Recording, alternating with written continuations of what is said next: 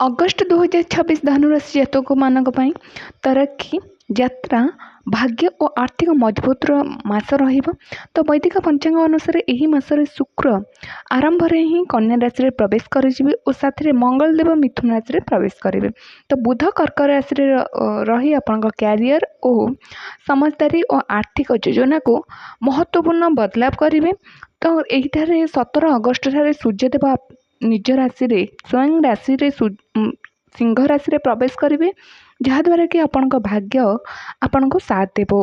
ଏହି ମାସରେ କର୍କ ରାଶିରେ ବନୁଛି ବୁଧାଦିତ୍ୟ ରାଜଯୋଗ, ଗଜକେଶ୍ୱରୀ ରାଜଯୋଗ, ମହାଲକ୍ଷ୍ମୀ ରାଜଯୋଗ ଓ ହଂସ ରାଜଯୋଗ। ଏହା ଆପଣଙ୍କ ପାଇଁ ଶୁଭ ସଂକେତ ନେଇ ଆସୁଛି। କିଛି ମାମଲାରେ ଆପଣଙ୍କୁ ସତର୍କ ରହିବାକୁ ପଡ଼ିବ। ଚାଲନ୍ତୁ ଜାଣିବା କେଉଁ କ୍ଷେତ୍ରରେ ଆପଣଙ୍କୁ ସତର୍କ ଅବଲମ୍ବନ କରିବାକୁ ପଡ଼ିବ।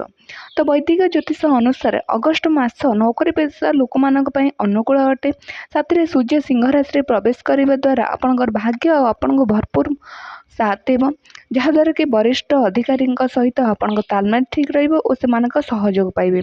ଲମ୍ବା ସମୟରୁ ପ୍ରମୋସନ୍, ନୂଆ ଜିମ୍ମେଦାରୀ ଯେଉଁ ବି ଥିଲା ଜବ୍ରେ ଯଦି ଆପଣ ଟ୍ରାନ୍ସଫର କରିବାକୁ ଚାହୁଁଛନ୍ତି, ଏହି ମାସ ଆପଣଙ୍କୁ ସକାରାତ୍ମକ ରେଜଲ୍ଟ ଦେଇପାରେ। ବୁଧାଦିତ୍ୟ ରାଜଯୋଗ ପାଇଁ ଆପଣଙ୍କର ଡିସିସନ୍ ମେକିଂ ଓ ଲିଡରସିପ୍ କ୍ୱାଲିଟି ବେହତର ବନିବ।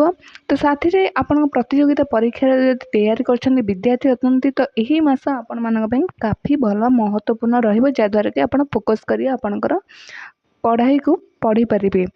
ତ ପୁରୁଣା ନିବେଶରୁ ମଧ୍ୟ ଲାଭ ହେବ। ଚାଲନ୍ତୁ ଦେଖିଦେବା ଆପଣଙ୍କ ଧନ ଫାଇନାନ୍ସ କିପରି ରହିବ। ତ ବୈଦିକ ଜ୍ୟୋତିଷ ଅନୁସାରେ ବେପାରୀମାନଙ୍କ ପାଇଁ ମଧ୍ୟ ଏହି ସମୟ ବହୁତ ଭଲ ରହିବ। ତ ମଙ୍ଗଳ ମିଥୁନ ରାଶିରେ ଗୋଚର ପାର୍ଟନରସିପ୍ରେ ବ୍ୟବସାୟୀରେ ଗତି ଆଣିବ ଓ ଆପଣଙ୍କ ଲମ୍ବା ସମୟରୁ ଅଟକିଥିବା କାର୍ଯ୍ୟ ପୁରା ହେବ ଓ ନୂଆ କଣ୍ଟ୍ରାକ୍ଟ ମଧ୍ୟ ମିଳିବ। ତ ଏଠାରେ ଆପଣଙ୍କୁ ସାବଧାନ ରଖିବାକୁ ପଡ଼ିବ କି ଯେଉଁ ବି ଆପଣ କଣ୍ଟ୍ରାକ୍ଟ ସାଇନ୍ କରିଛନ୍ତି ତାକୁ ଭଲସେ ପଢ଼ନ୍ତୁ, ବୁଝନ୍ତୁ, ତାପରେ ସାଇନ୍ କରନ୍ତୁ। ଶୁକ୍ରଙ୍କ କନ୍ୟା ରାଶିରେ ଗୋଚର ଆପଣଙ୍କୁ ମାନ ପ୍ରତିଷ୍ଠା ବଢ଼ାଇବ। ସାଥିରେ ମହାଲକ୍ଷ୍ମୀ ରାଜଯୋଗ ଓ ଗଜକେଶ୍ୱରୀ ରାଜଯୋଗ ପ୍ରଭାବରେ ଗ୍ରାହକଙ୍କର ସଂଖ୍ୟା ବଢ଼ିବ ବିଜନେସ୍ରେ।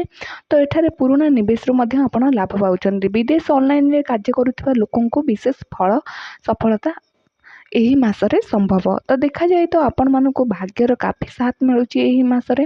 ତ ଆୟର ଦୃଷ୍ଟିକୋଣରୁ ଦେଖାଯାଏ ତ ଏହି ଅଗଷ୍ଟ ମାସ ଲାଭଦାୟକ ସାବିତ ହେବ।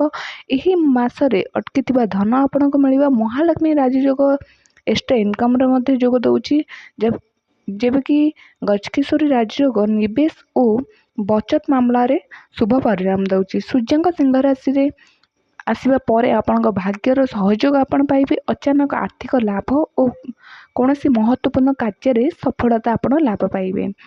ହାଲାକି ଏହି ମାସରେ ଅନାବଶ୍ୟକ ଖର୍ଚ୍ଚରୁ ବଞ୍ଚନ୍ତୁ। ତ ଏଠାରେ ସ୍ୱାସ୍ଥ୍ୟ ଦେଖାଯାଏ ତ ସ୍ୱାସ୍ଥ୍ୟ ମାମଲାରେ ଏହି ମାସ ସାମାନ୍ୟ ରହିବ।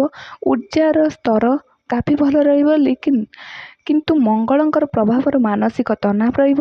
ଅତ୍ୟଧିକ ଯାତ୍ରାରୁ ଥକା ହୋଇପାରେ ଆପଣଙ୍କୁ।